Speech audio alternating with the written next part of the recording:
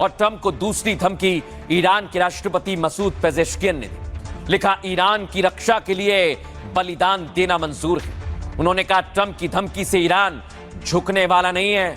Warning की तीसरी किस्त IRGC की ओर से जारी की गई। दर्शकों दिख रहे हैं ना कमांडोज आपको। कहा, 47 वर्षों तक हमारा कुछ नहीं बिगाड़ सके। अमेरिका अब भी ईरान का कुछ बिगाड़ नहीं पाएगा।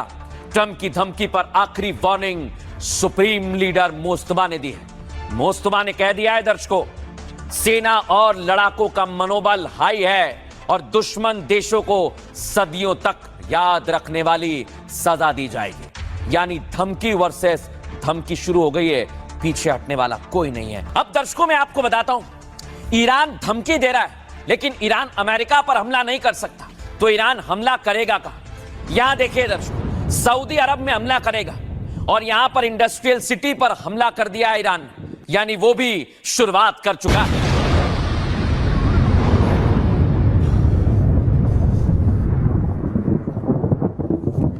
अब मैं आपको बताता हूं दर्शकों, सऊदी के अलावा बहरीन में 5 तारीख को बड़ा हमला किया था तेल भंडार पर, और ज्यादा वक्त नहीं बीता है, फिर से बहरीन में अलर्ट जारी कर दिया गया है।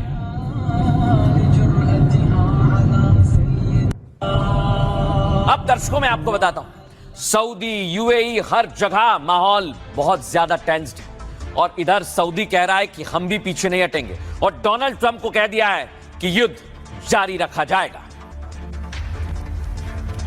और आपको यह भी बता दें कि अगर यह युद्ध आगे बढ़ा तो मिडिल ईस्ट में तबाही निश्चित है। मैं आपको बताऊंगा दर्शकों, पूरी तरह से मिडिल ईस्ट में इस समय अलर्ट पर है, हाई अलर्ट पर, और जगह जगह पर खतरा बना हुआ है। सबसे बड़ा खतरा है दर्शकों UAE, अबू धाबी, दुबई पर। ईरान युद्ध से मिडिल ईस्ट के लगभग सभी देश करहा रहे हैं और अमेरिका से दोस्ती की कीमत इन देशों को चुकानी पड़ रही है। ईरान ने साफ कर दिया है दर्शकों कि US के सहयोगी भी हमारे रडार पर हैं, जैसे दुबई दिख रहा है दर्शकों आपको, Iraq, Kuwait, Bahrain, Qatar, UAE और सऊदी अरब शामिल है। ये दुबई आपको दिखा रहा हूं दर्शकों।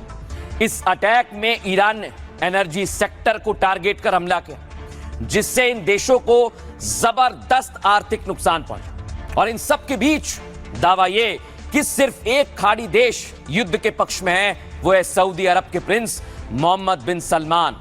वो ईरान की तबाही से खुश हैं। रिपोर्ट में दावा है कि प्रिंस खाड़ी देशों के लिए ईरान को खतरा मानते हैं। हालांकि इससे सऊदी अरब की साजिश पर बहुत बड़ी साजिश करार दी जा रही है। कहा जा रहा है कि अपने फायदे के लिए सऊदी युद्ध के पक्ष में आ गया है, क्योंकि युद्ध के दौरान सिर्फ सऊदी अरब एक ऐसा देश है जो बारूदी वर्षा के बीच जबरदस्त कमाई कर रहा है। सऊदी के पास east west crude oil pipeline की सुविधा है और इसी के जरिए वो अलग अलग टर्मिनल से कच्चे तेल भेज रहा है दुनिया में।